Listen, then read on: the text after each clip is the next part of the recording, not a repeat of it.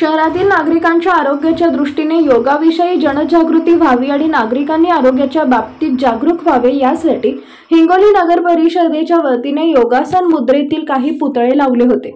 सुमारे वर्षभरापूर्वी मोठ्या थाटामाठात गाजावाजा करून आणि मोठा खर्च करून हे पुतळे लावण्यात आले।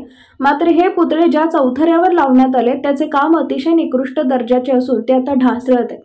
त्यामुळे नगर परिषदेने जनजागृतीसाठी केलेला खर्च वाया जातो की काय असा प्रश्न उपस्थित झालाय।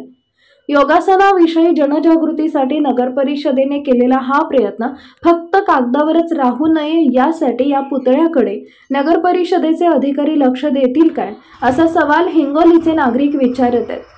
हिंगोली जिल्हा प्रतिनिधी चंद्रकांत वैद्य, शिवशाही न्यूज, हिंगोली।